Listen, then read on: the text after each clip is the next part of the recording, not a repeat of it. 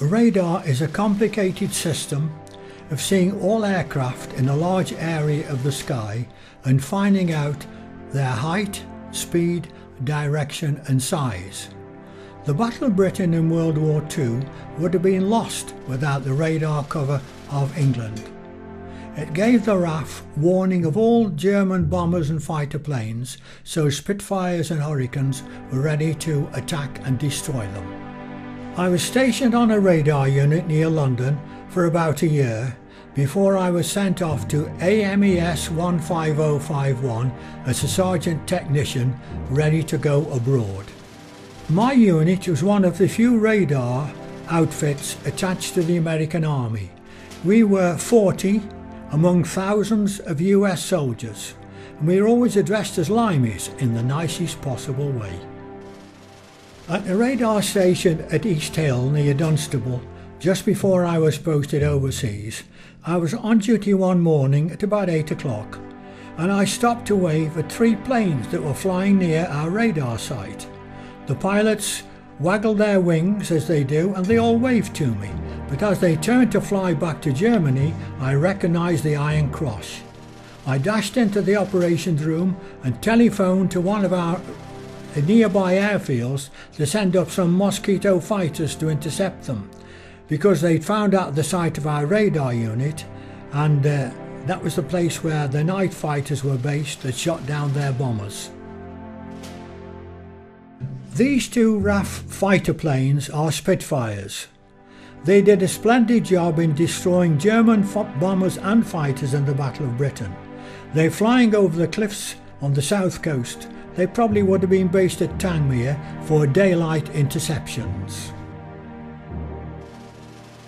As radar became more used, the Bristol Beaufighters were the first good night fighter planes which were fast enough to catch and destroy German bombers.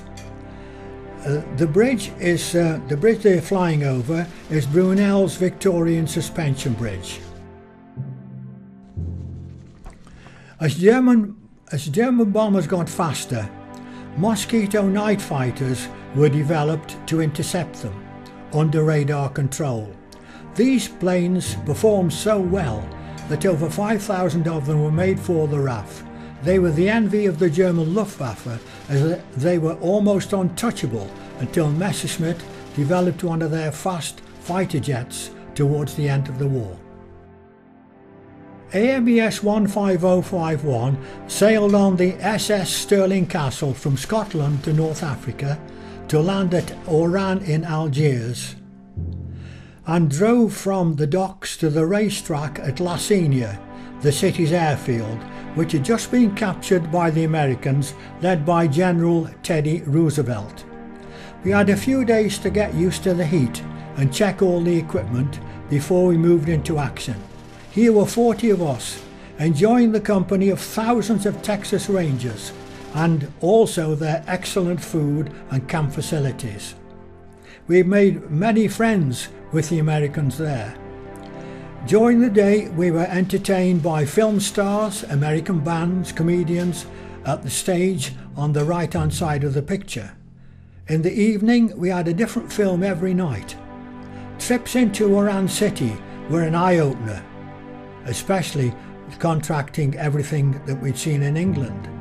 It showed great extremes of French wealth and utter poverty and disease for many of the local Arabs, but not the Arab traders in the Casbah.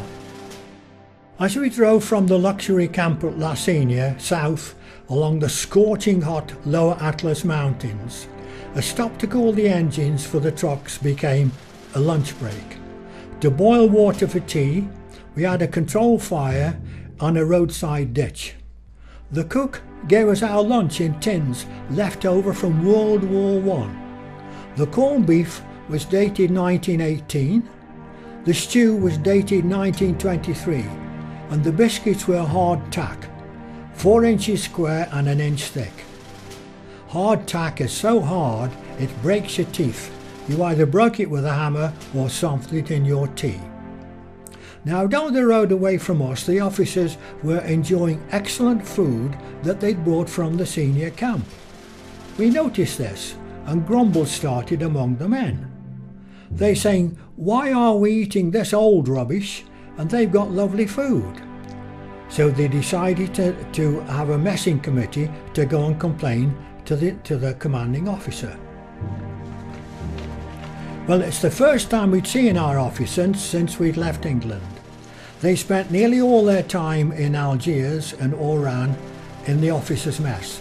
They never suffered in tents with the heat, the flies, the mosquitoes and the dysentery like we did. Most of the radar technicians and operators were very well educated and trained for complex radar equipment, and they deeply resented their superior attitudes.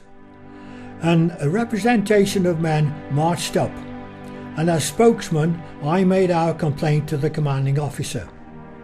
I could sense the embarrassment of the other officers. When I complained, he paused for a moment, then he said, "Dismiss. Sergeant, you've got bloody worms." We marched away. We told our men. Some were furious. There was almost a mutiny, and it started a breakdown between the officers, and this lasted for a very, very long time, especially with the CO. After the row over food, the officers in their staff car and their little supply truck disappeared into the distance. I never saw them again before the invasion of Sicily. Our convoy drove along at a steady pace towards Algiers over the barren hillsides, crossing several dried up riverbeds called Wadis. Often we had to be helped by American soldiers with their bulldozers and heavy trucks, towing all our equipment up to the other side.